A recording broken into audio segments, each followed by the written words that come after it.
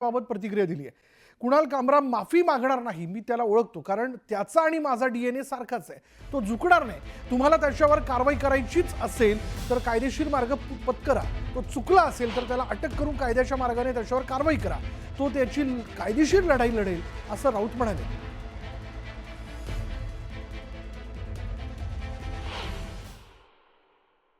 बघा, मी त्याला ओळखतो, त्याचा आणि माझा डीएनए सारखा आहे। हां, असे अनेक लोक आहेत जे लढणारे लोक आहेत, झुकणार नाहीत। माझंही तेच म्हणणं आहे, कायदेशीर कारवाई केली पाहिजे। तुम्ही जर कुणाल कामरा हा चुकला आहे, त्यांनी काहीतरी वेगळी भूमिका मांडली आहे जी कायद्याच्या चौकटीत बसत नाही, त्याच्यावर तुम्ही कायद्यानं कारवाई करा, त्याला अटक करा। तुम्ही त्याला अटकही करू शकता, तो कायदेशीर लढाई लढेल। संजय राऊतांचा आणि कुणाल कामरांचा डीएनए 100% एक होऊ शकतो, तरी शक्यता काय नाकारता येत नाही। किंवा ते जर का स्वतःच बोलत असेल तर ते सत्य देखील आहे, तो देखील वेडा आणि हे देखील वेडे आहेत। निश्चितच असणार हरामखोरांचा डीएनए एकच असतो, निश्चितच असणार हरामखोरांचा डीएनए एकच असतो, निश्चितच असणार हरामखोरांचा डीएनए एकच असतो। तर मंडळी, आतापर्यंतच्या वेगवेगळ्या घडामोडी आपण या बुलेटिनमध्ये जाणून घेतल्या। यानंतर देखील वेगवान स्वरूपातल्या बातम्या आपल्याला बघायच्यात, पण त्यापूर्वी एक नजर महत्त्वाच्या बातम्यांवर। महत्त्वाच्या बातम्या प्रायोजक पुष्कराज रागी डिलाइट्स, महाराष्ट्राचं लाडकं आणि नंबर 1 नाचणी सत्व।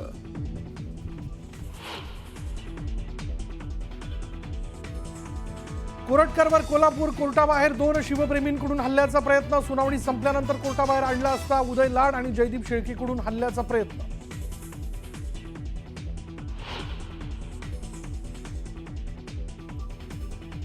प्रशांत कोरटकरला 3 दिवसांची पोलीस कोठडी, कोल्हापूर पोलिसांनी मागितली होती 7 दिवसांची कोठडी।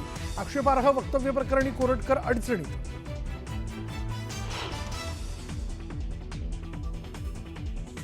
कोरटकरला पळून जाण्यात काँग्रेस नेत्याने मदत केल्याचा भाजपच्या परिणय फुकेंचा आरोप, तर त्या नेत्याचं नाव सांगा म्हणत वडेट्टीवारांचं फुकेंना प्रत्युत्तर। जयकुमार गोरे प्रकरणात शरद पवार पक्षाचा हात, सुप्रिया सुळे आणि रोहित पवार आरोपीच्या संपर्कात, मुख्यमंत्री देवेंद्र फडणवीसांचा गंभीर आरोप।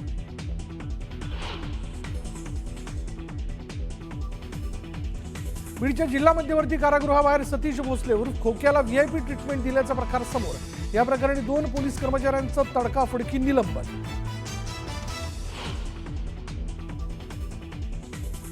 रायगड प्राधिकरण समितीवरून संभाजीराजेंची हकालपट्टी करा, लक्ष्मण हाकेची मागणी। तर नागपूरची दंगल मंत्री नितेश राणेंमुळे झाल्याचाही आरोप।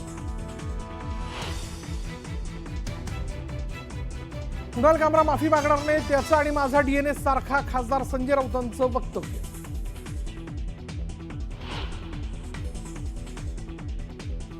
दोन 2014ला शिवसेनेला आम्ही 147 जागा देण्यास तयार होतो, मात्र ते 151 वर आणून बसल्यानं युती तुटली। फडणवीसांचा 2014 विधानसभा निवडणुकीसंदर्भात गौप्यस्फोट।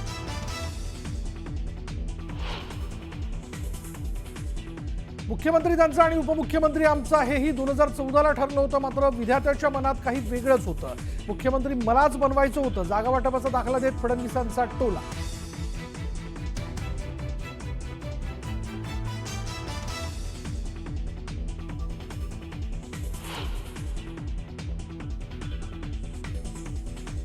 छत्तीसगडच्या बिजापूरमध्ये पोलीस आणि माओवाद्यांमध्ये चकमकीत 3 माओवादी ठार।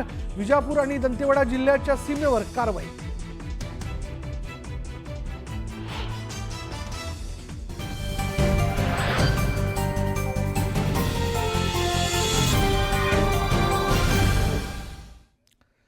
तर मंडळी, चला आपण आता यापुढे बघणार आहोत दुपारच्या 100 बातम्या। अगदी झटपट सुरुवात करूया। प्रशांत कोरटकरला 3 दिवसांची पोलीस कोठडी सुनावण्यात आली आहे। कोल्हापूर जिल्हा आणि सत्र न्यायालयाने कोरटकरला 28 मार्चपर्यंत पोलीस कोठडी सुनावली। कोल्हापूर कोर्टाबाहेर शिवप्रेमी आक्रमक झाल्याचं बघायला मिळालं। कोरटकरला कोर्टाबाहेर आणलं असताना 2 शिवप्रेमींनी कोरटकरवर हल्ला करण्याचा प्रयत्न केला। दोन्ही शिवप्रेमींना पोलिसांनी ताब्यात घेतलं। कोरटकरला देशद्रोही घोषित केला पाहिजे, त्याला देशात राहण्याचा अधिकार नाही, अशी मागणी विजय वडेट्टीवारांनी केली। कोरटकरच्या पापावर पडदा टाकू नका, असं वडेट्टीवार म्हणाले।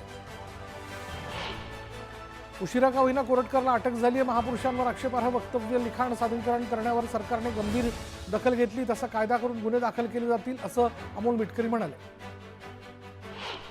जोपर्यंत कोरटकरला अटक होत नव्हती तोपर्यंत आरडाओरडा करत होते. आता त्याला अटक केल्यानंतर फेक नरेटिव्ह सेट करतायत अशी टीका उदय सामंत यांनी विरोधकांवर केली.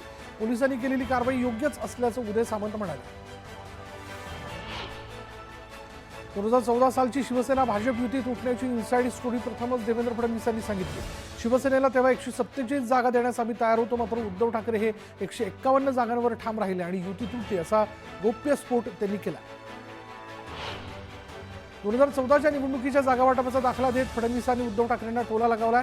मुख्यमंत्री शिवसेनेचा आणि उपमुख्यमंत्री आमचा हेही 2014ला ठरलं होतं, मात्र विधात्याच्या मनात काही वेगळंच होतं. मुख्यमंत्री मलाच बनवायचं होतं असं फडणवीस म्हणाले. देवेंद्र फडणवीस कोणत्याही परिस्थितीत शिवसेना भाजप युती तुटू नये या मताचे होते.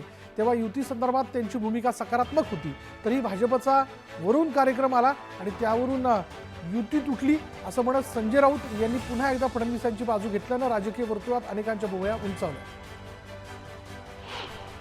खार पोलिसांनी कुणाल कामराला समन्स बजावला. प्रकरणाच्या तपासासाठी हजर राहण्यासंदर्भात समन्स बजावण्यात आला. कुणाल कामरा माफी मागणार नाही. कामरा आणि माझा DNA सारखाच आहे, तो झुकणार नाही. तुम्हाला त्याच्यावर कारवाई करायचीच असेल तर कायदेशीर मार्ग पत्करा असं संजय राऊत म्हणाले. संजय राऊतांच्या कामरावरील वक्तव्यावरनं परिणय फुकेने टीका केली. अशा माणसांचा DNA सारखाच असतो असं परिणय फुके म्हणाले.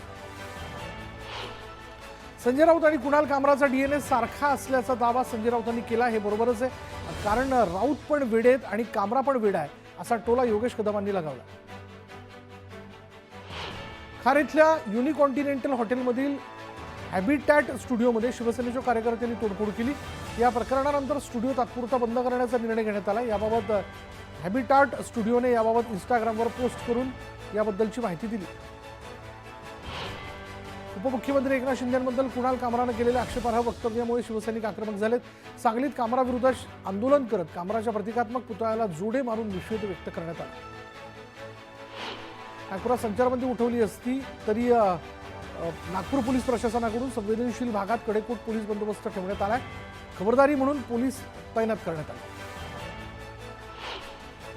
नागपूरमध्ये गेल्या आठवड्यात झालेल्या दंगलीतील मुख्य आरोपी फहीम खानच्या घरावर महापालिकेने बुलडोझरने कारवाई केली.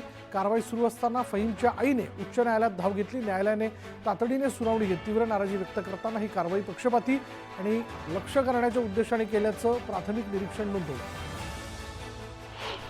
बीडच्या जिल्हा मध्यवर्ती कारागृहात खोक्याला VIP ट्रीटमेंट देणाऱ्या 2 पोलीस कर्मचाऱ्यांना तडकाफडकी निलंबित करण्यात आलं.